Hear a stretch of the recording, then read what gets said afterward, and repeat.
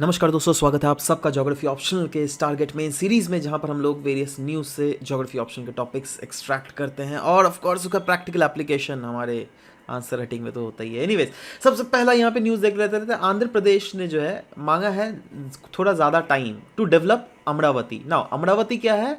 आंध्र प्रदेश का कैपिटल होने वाला है अमरावती, ठीक है।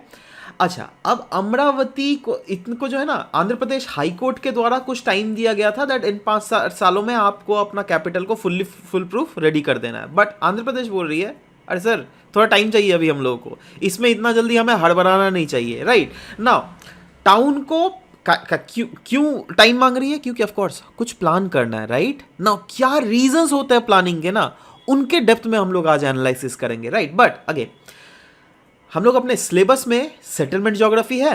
राइट, सेटलमेंट ज्योग्राफी में अर्बन मॉर्फोलॉजी से आप इसको रिलेट कर सकते हैं, आप इसको problems and remedies of urbanisation से रिलेट कर सकते हैं एब्सोल्युटली। क्या आप इसको रूरल अर्बन फ्रिंज से रिलेट कर सकते हैं? एब्सोल्युटली। क्या आप इसको स्फीयर ऑफ अर्बन इन्फ्लुएंस से रिलेट कर सकते हैं? Absolutely. Primate city rank size rule के एप्लीकेशंस इस आर्टिकल में कैसे हम लोग इंप्लाई कर सकते हैं? चलो इसलिए बताता हूँ ना दैट कभी भी आप लोग न्यूज़ पढ़ते हो ना, पढ़ो कोई बात नहीं। राइट बट ये एनालिसिस जरूर से देख लिया करो, बहुत ही इंपॉर्टेंट एनालिसिस होने वाला है। और अगर आपको ये सीरीज अच्छा लग रहा है तो प्लीज यार you can hit the like button as well. Right, it will surely motivate us. Anyways, सबसे पहला देख लेते हैं। देखो अर्बनाइजेशन, अर्बनाइजेशन का मतलब क्या हुआ? ऑफ कोर्स एक ऐसा रीजन जहां पे वैसे लोग वैसे एक्टिविटीज डोमिनेंट होते हैं जो क्या या तो सेकेंडरी है या तो टर्शरी है। राइट, इसी से ना पता चलता है यार दैट हाँ कोई रीजन अर्बनाइज हो रहा है क्या नहीं, क्या बोल सकते हैं हम? एब्सोल्युटली। चलो अब अर्बनाइजेशन में भी जो है ना, जैसे अमरावती को ही टाइम मांगा जा रहा है, क्यों? क्योंकि उसमें प्रॉपर प्लानिंग की जा रही है। क्योंकि देखो कभी भी अगर कोई सेंटर प्लांट सिटी बनाया जाता है ना, तो उसको पहले से डिटरमाइन कर दिया जाता है दैट कौन सा एरिया होगा जो क्या सेंट्रल बिजनेस डिस्ट्रिक्ट होगा, कौन सा एरिया होगा जो क्या ऑफिशियल रीजन होगा, कौन सा एरिया होगा जो क्या रेसिडेंशियल प्लॉट होगा, कौन सा रीजन होगा जिसके बाहर से जो है रूरल हिंटरलैंड हमें स्टार्ट होने को दिखता है। ठीक है, ये ऑलरेडी पहले ही डिसाइड कर लिया जाता है। देखो ये सब क्यों मैनेज किया जाता है ना, दैट क्योंकि ये और इस वाले रीजन में, ठीक है, मेनली इनिशियल जो है ना न्यूक्लियस होता है ये बेसिकली अर्बनाइजेशन का। राइट, मतलब इस रीजन में अर्बनाइजेशन स्टार्ट होता है और धीरे धीरे ये अर्बनाइजेशन जो है इन्फिल्ट्रेट करता है टू द आउटर सिटीज, जब जब भीतर में इतना कैपेसिटी ही फुलफिल हो जाता है कोई डिफरेंट अदर पॉपुलेशन को एब्जॉर्ब करने के लिए। राइट, तो अगर ऐसा हो जाता है तब लेकिन बाद मतलब सब अर्बनाइजेशन होता है या फिर अर्बन स्प्रॉल हम जिसको बोलते हैं, राइट, वह होता है। ठीक है, और वो कहाँ से होना स्टार्ट होता है पहले बताइए तो?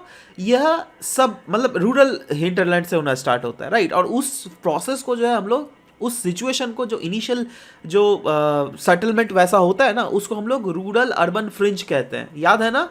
एनीवेज चलो, इसीलिए बेसिकली यह टाइम मांगा गया है असम के, सॉरी असम नहीं, क्या बोल रहा हूँ मैं, आंध्र प्रदेश के गवर्नमेंट के द्वारा। ठीक है, समझ गया? क्योंकि इसमें टाइम लगता है। क्योंकि देखो फ्यूचर में अगर सोचो आपने ये सिटी बना लिया, फॉर एग्जाम्पल यह अर्बन रीजन है, ठीक है, तो यह अर्बन रीजन का जिंदगी भर यहीं तक रहेगा क्या? नहीं ना। क्यों? क्योंकि कोई भी रीजन अगर अर्बन रीजन होता है, there is a high probability that या तो वह ग्रोथ सेंटर में कन्वर्ट होने के कगार में है, या तो अगर पहले से ग्रोथ सेंटर है तो वह ग्रोथ पोल में कन्वर्ट होगा। अच्छा, कभी भी अगर ग्रोथ सेंटर ग्रोथ पोल अगर कोई रीजन है तो क्या हम लोग नहीं जानते हैं दैट वहाँ पे जो availability of goods and services बहुत ज़्यादा हो जाती है। इसीलिए जो है ना यह रीजन जो है अट्रैक्ट करती है बाहर से भी पॉपुलेशन को। क्यों? क्योंकि बाहर से पॉपुलेशन सोचती है दैट अगर हम इस रीजन में चले जाएंगे तब तो हमको काफ़ी ज़्यादा फायदा मिलेगा। राइट, काफ़ी ज़्यादा पैसे कमा सकते हैं हम लोग ज़्यादा, क्योंकि अल्टीमेटली देखो ह्यूमन का नीड है ना यार, पैसा चाहिए ना सबको। ठीक है, तो कमाने के लिए सब कोई जो है अर्बनाइज्ड रीजन्स में जाता है। तो सोचो, ठीक है, इनिशियल मैं इसको मिटा के थोड़ा आपको एक स्टोरी बता रहा हूँ। लेट सोचो ये अर्बन रीजन है, राइट, अब यहाँ पे बहुत ज़्यादा महंगे प्लॉट्स हो गए हैं। राइट, आप रह नहीं पा रहे हो, आप नॉर्मल एक बैंक में या फिर नॉर्मल जॉब करते हो, तो ऑफकोर्स आप जो है ना इधर प्लॉट्स में आने की कोशिश करोगे, सब अर्बनाइजेशन होगा। राइट, मतलब अर्बन रीजन के बाहर में जो है लोग जाएंगे। राइट, तो वो सब अर्बन रीजन हो गया। अब सोचो ये भी धीरे धीरे बढ़ रहा है। राइट, तो लोग क्या देखेंगे, अरे यार यहाँ पे तो मेरे को यहाँ पर भी अफोर्डेबल नहीं हो रहा है, क्योंकि यहाँ पर भी काफ़ी ज़्यादा महंगा कॉस्ट ऑफ लिविंग हो गया है। तो बाहर में एक बिल्डर आया और बोला चलो भैया ये एक प्लॉट ऑफ लैंड है जो क्या एकदम पूरे चारों तरफ पूरा हरियाली हरियाली है, अब अभी आ जाइए हम लोग बिल्डिंग बेच रहे हैं और सिर्फ बहुत सस्ता दामों में बेच रहे हैं, राइट। तो लोग भी सोचेंगे चलो यार फ्यूचर में तो शायद इतना बड़ा जब एक्सपैंड हो ही रहा है, क्योंकि ये कोई ग्रोथ पोल बन रहा है ये रीजन, तो ऑफकोर्स शायद यहाँ पर भी कॉस्टिंग सब बढ़ेगा और फ्यूचर में अगर नहीं हो पा रहा तो बेच के चले जाएंगे फ्लैट, है ना। लोग ऐसे सोचते हैं, ठीक है। तो इसलिए लोग यहाँ पर खरीद लेते हैं और लोग धीरे धीरे सेटल भी करना स्टार्ट कर देते हैं। क्यों? क्योंकि यहाँ पर धीरे धीरे मेन रोड की फैसिलिटीज़ भी होना स्टार्ट हो जाती है। तो इस टाइप के रीजन जो होता है उसको रूरल अर्बन फ्रिंज कहते हैं। रूरल अर्बन फ्रिंज हम इस रीजन को तब बोलेंगे जब आजू बाजू सब वाले रीजन में जो है ना वो रूरल ही रूरल आपको रीजन मिलेगा, बट बीच में अचानक से आप देखिएगा बड़ा सा इमारत बिल्डिंग है, ठीक है। तो उस टाइप के रीजन, जैसे आप ग्रेटर नोएडा चले जाओ, राइट, वहाँ पे अभी भी देखोगे बहुत सारे ऐसे बिल्डिंग्स है जिसके छत से आपको दिखता है दैट आजू बाजू सब तरफ से आपका खेत ही खेत है, राइट, बीच में एक बिल्डिंग है। तो वो क्या है? That is a very good example of rural urban fringe, उस टाइप के सेटलमेंट्स को, राइट। और उस टाइप के सेटलमेंट्स जो है फ्लैट कल्चर को भी काफ़ी ज़्यादा प्रोमोट करते हैं, राइट। तो देखो अभी भी जो अमरावती का भी अगर सिचुएशन देख लोगे ना, अमरावती तो खैर इनिशियल स्टेज में है, इसीलिए अमरावती को टाइम इसलिए ले रही है ना क्योंकि उसको डिसाइड करना है दैट कौन सा रीजन सब अर्बन रीजन हैगा, मेन अर्बन रीजन बताओ तो किसके इर्द गिर्द होना स्टार्ट होता है, कौन सा फंक्शनल एक्टिविटीज़ के अराउंड। मेनली जो होता है ना वो इनिशियल स्टेज में वो एडमिनिस्ट्रेटिव फंक्शन के अराउंड होना स्टार्ट होगा। क्योंकि सोचो ना, अगर सोचो यहीं पर पार्लियामेंट है, यहीं पर अगर हाई कोर्ट बन गई तो ऑब्वियस सा बात है इसके आजू बाजू वाले जो प्रॉपर्टीज है उसके रेट्स एकदम सड़क से आसमान छू जाएंगे, समझ लो बात। तो इसके पहले आजू बाजू होना स्टार्ट होती है, धीरे धीरे यह बाहर में फैलते रहती है। बट क्योंकि अभी भी ऑलरेडी अमरावती में इतना ज़्यादा कॉम्प्लेक्सिटीज आ गया है दैट हाँ लोग मतलब जैसे डिसाइड किया गया था अमरावती दैट वो कैपिटल होगा तो वैसे प्राइसेस शूट अप हो गए, राइट। और अभी तो आपको पता ही है दैट बिल्डिंग्स भी काफ़ी ज़्यादा बनना स्टार्ट हो गया, ऑलरेडी लोग कमर्शलाइज वहाँ पे हो गए। बट एनीवेज सरकार अभी क्योंकि टाइम इसलिए भी मांग रही है क्योंकि कहीं ना कहीं उसको प्रॉपर प्लानिंग करना है, जैसे प्लान्ड सिटीज़ होती हैं प्रॉपर, राइट।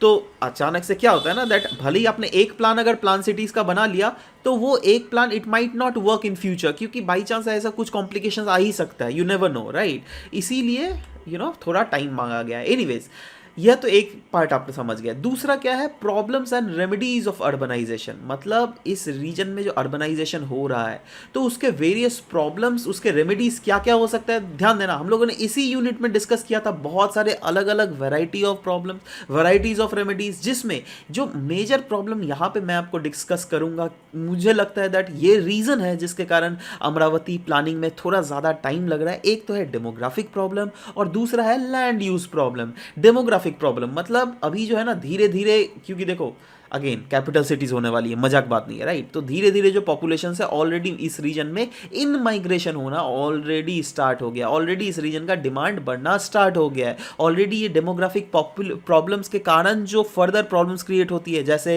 वेस्ट डिस्पोजल का problem, right, solid waste management का प्रॉब्लम, उसके बाद पानी पहुंचाने का, स्वच्छ पानी का प्रॉब्लम, ठीक है। तो ये सब भी हमें क्लियरली दिख रहा है। और लैंड यूज प्रॉब्लम क्या है? दैट देखो ये क्योंकि प्लांट सिटी है तो अभी खेत कहाँ है, राइट।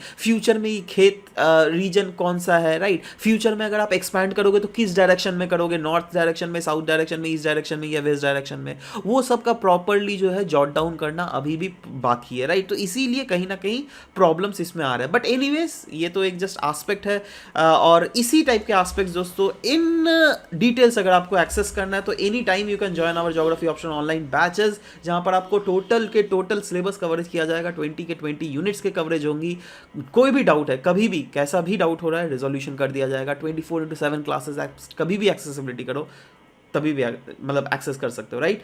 अगर आप ज्वाइन करना है तो any time you can join, you can use this referral code smart geo to get further discounts as well. Anyways next news में आ जाते हैं मेकिंग ग्राउंड वाटर विजिबल। देखो ग्राउंड वाटर के रिलेटेड बहुत ही ज़्यादा न्यूज़ में हमें देखने को मिल रहा है, राइट।